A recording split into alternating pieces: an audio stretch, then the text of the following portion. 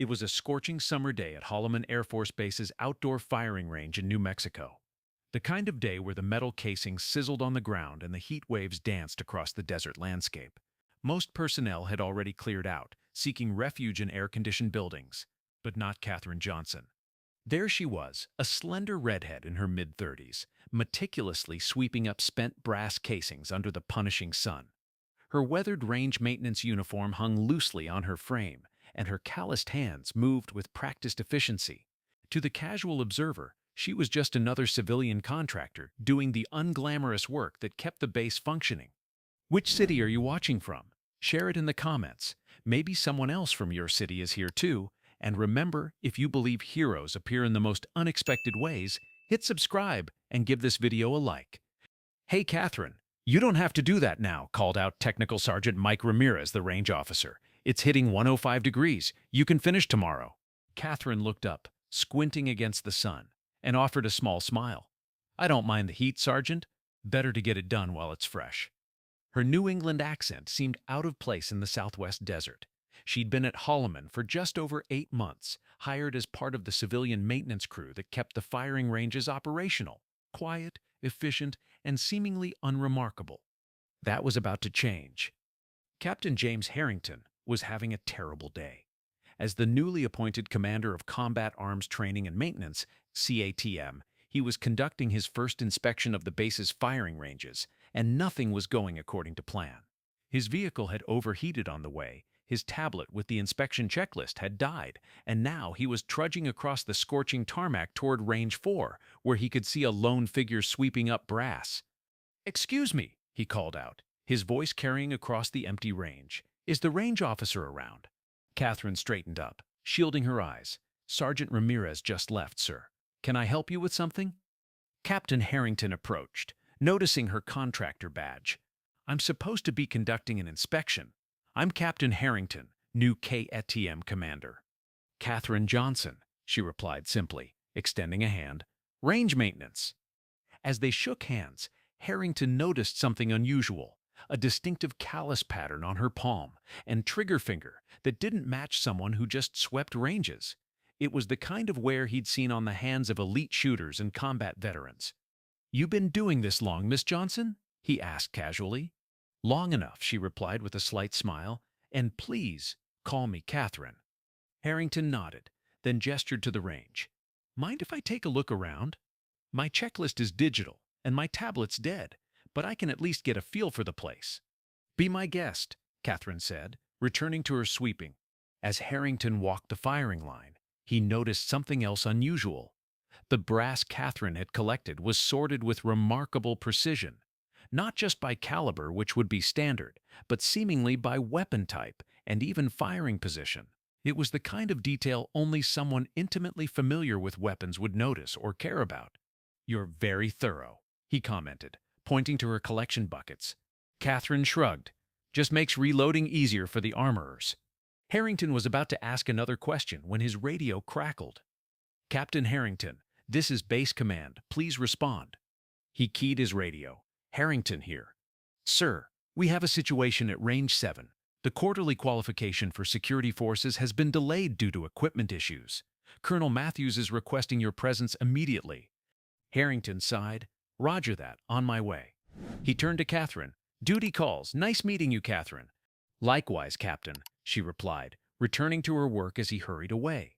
What Harrington didn't know as he left was that Katherine Johnson wasn't just any range maintenance worker, and what happened 3 days later would reveal exactly who she really was. Thursday morning, 6 a.m. The sun was just beginning to rise over the mountains surrounding Holloman AFB as Catherine arrived at Range 4. She preferred these early hours, the quiet, the cool air, the solitude. It allowed her to work without the constant scrutiny of others. She was setting up target stands when she heard vehicles approaching. Checking her watch, she frowned. No training was scheduled until 9 a.m. 3 SUVs pulled up, and out stepped Colonel Matthews, Captain Harrington, and several officers Catherine didn't recognize. Their serious expressions immediately put her on alert. "Good morning, Miss Johnson," Colonel Matthews called out as they approached. "Sorry to disturb your work." Catherine straightened, instinctively adopting a more formal posture. No disturbance, sir. Can I help you with something? Colonel Matthews glanced at one of the unfamiliar officers, who stepped forward. Miss Johnson, I'm Major General David Wilson from Air Force Special Operations Command. Do you mind if we have a word with you? Catherine's expression remained neutral, but her mind was racing. Of course, sir. The general gestured toward a small shade structure at the edge of the range. As they walked, Catherine noticed Captain Harrington studying her with newfound curiosity. Once under the shade, General Wilson spoke directly. Miss Johnson, are you familiar with a pararescue operation that took place near Kandahar on October 17, 2014? Catherine's step faltered almost imperceptibly. I'm not sure what you're referring to, sir. The general exchanged glances with Colonel Matthews before continuing. Captain Harrington here made an interesting observation during his range inspection. He noticed certain professional habits that seemed inconsistent with your current position. Catherine remained silent, her face unreadable. After his observation, the general continued, we ran a deeper background check. Your civilian records are impeccable, almost too perfect. But there was a gap, specifically during 2012 to 2016. Catherine shifted her weight slightly. I was working private security contracts during that time, sir. That's what your file says, the general agreed.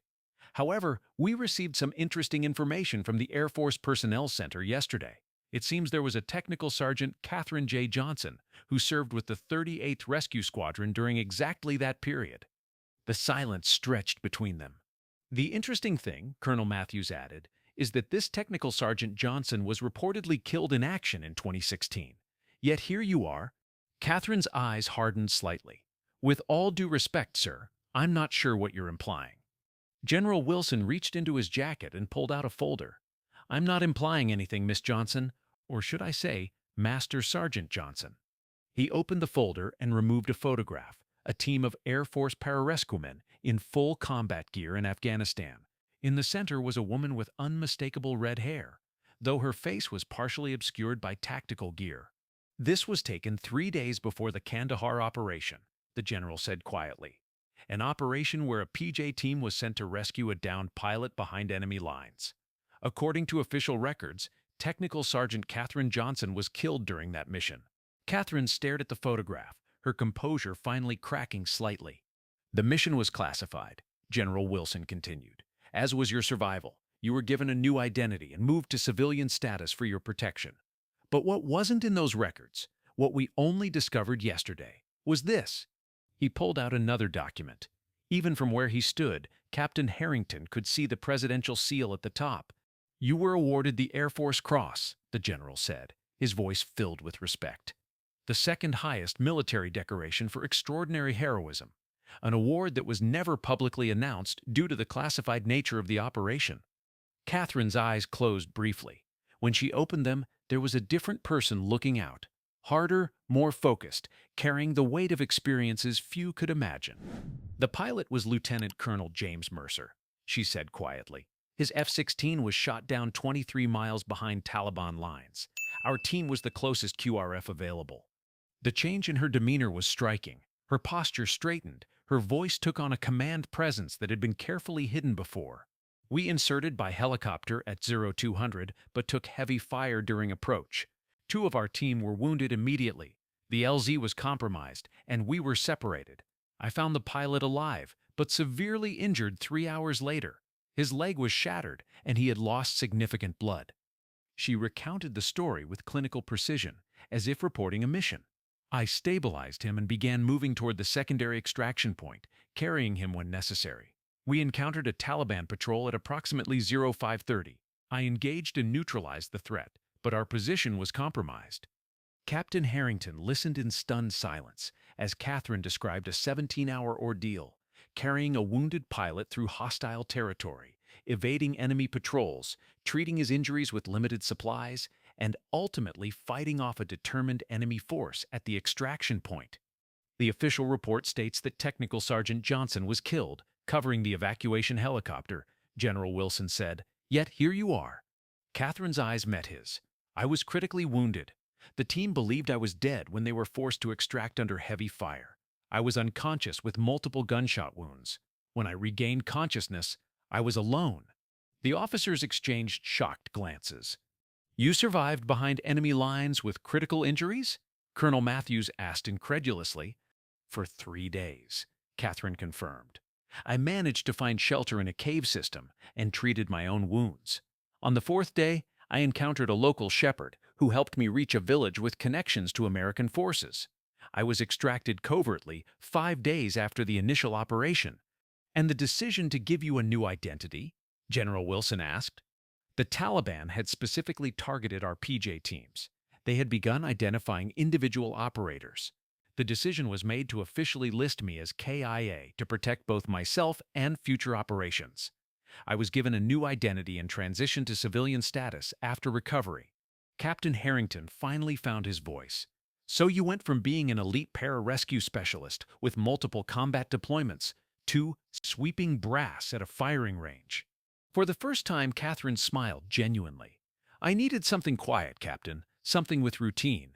After what happened, I just wanted peace. General Wilson closed the folder. Master Sergeant Johnson, the reason we're here is because the classification on your operation has been downgraded. The threats that necessitated your cover are no longer active. In short, you can reclaim your identity and your honors if you wish. Catherine looked genuinely surprised.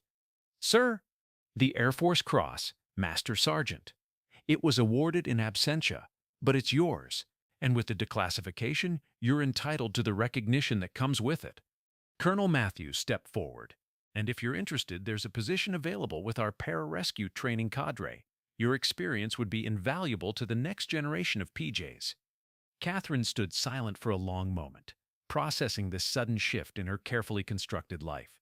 I've been Catherine the range maintenance worker for 5 years, she said finally. I'm not sure I know how to be Master Sergeant Johnson anymore. You don't have to decide right now, General Wilson assured her. But there's something else you should know. He gestured toward the vehicles where a man in Air Force dress blues was emerging. Even at a distance, Catherine recognized him immediately. Her face paled. Lieutenant Colonel Mercer has been looking for you for years, the general said quietly. When the operation was declassified, he was the first person we notified. As the pilot she had saved walked toward them, walking with a slight limp but otherwise healthy, Catherine's carefully maintained composure finally broke. Tears filled her eyes. He has a wife and 3 children now, General Wilson said. Children who wouldn't exist if not for what you did that day. Colonel Mercer approached, stopping a few feet away. For a moment they simply looked at each other, the rescued and the rescuer, connected by an experience few could comprehend. They told me you were dead, Mercer said, his voice thick with emotion. For 7 years, I've visited your memorial at Hurlburt Field every anniversary. Catherine couldn't speak. My youngest daughter is named Catherine, he continued. She just turned 6.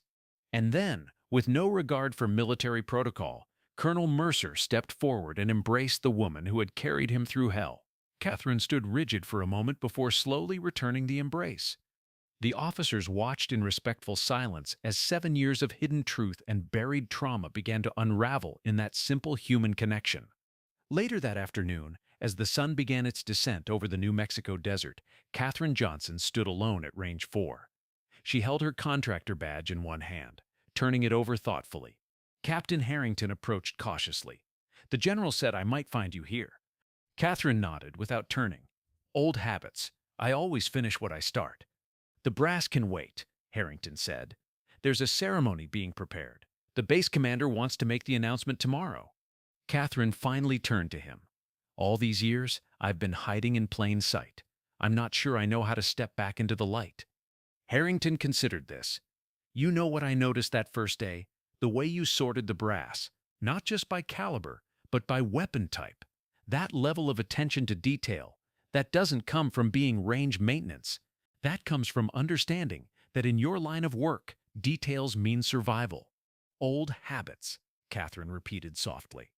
The thing is, Harrington continued, those habits revealed who you really are, no matter how hard you tried to hide it. Catherine looked out over the range, to the distant mountains that had become her sanctuary. When I was lying there in that cave, bleeding out, I made a promise. If I survived, I would find a quiet corner of the world and just exist. No more life or death decisions. No more watching friends die. And have you found peace here, Catherine? Harrington asked gently. She considered the question carefully. "I found quiet," she answered finally, "but I'm not sure that's the same thing." The next morning, at precisely 9 a.m., Katherine Johnson stood at attention on the parade ground of Holloman Air Force Base. Gone was the range maintenance uniform, replaced by the Air Force service dress she hadn't worn in 7 years. The jacket fit perfectly across her shoulders, as if she had never left. Before her stood the assembled personnel of the base, hundreds of airmen and officers in formation, with senior leadership at the front, and at the center, General Wilson with an open display case. "Master Sergeant Katherine J. Johnson," the general announced, his voice carrying across the silent formation. "For extraordinary heroism in military operations against an opposing armed force as a pararescue team member near Kandahar, Afghanistan, on 17 October 2014. On that date, with complete disregard for her own safety, Sergeant Johnson repeatedly exposed herself to heavy enemy fire to provide medical treatment and extraction for a downed pilot." As the citation was read, Katherine stood motionless, her eyes fixed on a point in the distance. But inside, memories cascaded through her mind. The sound of gunfire, the weight of the wounded pilot on her shoulders, the metallic taste of fear and determination. After her team was forced to extract without her, Sergeant Johnson survived for 5 days in hostile territory with critical injuries before securing her own extraction. Her gallant actions and extraordinary dedication to duty are in keeping with the highest traditions of military service and reflect great credit upon herself and the United States Air Force.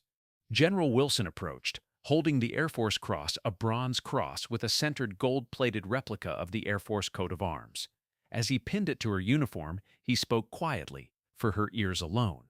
"Welcome back, Master Sergeant." Katherine finally allowed herself to look at the assembled formation. In their faces, she saw not just respect, but understanding. Many had their own battles, their own scars, visible and invisible. In the front row stood Colonel Mercer with his family. Beside him, a young girl with a bright smile, Katherine. As the ceremony concluded and the formation was dismissed, airmen approached one by one to shake her hand. Many had known her only as the quiet woman who maintained the ranges. Now they saw her differently. Captain Harrington was one of the last to approach. "So," he said with a smile, "will you be taking that position with the training cadre?" Katherine touched the Air Force Cross on her uniform, feeling its weight both physical and symbolic. "I think I might," she said. "There are some things I've learned that shouldn't stay buried." As the crowd dispersed, Katherine remained on the parade ground, looking up at the clear New Mexico sky. For the first time in 7 years, she stood not as a shadow of herself, but as who she truly was, Master Sergeant Katherine Johnson, Pararescue Specialist, Air Force Cross recipient. The quiet corner of the world would have to wait. She had found something more valuable than peace. She had found purpose again.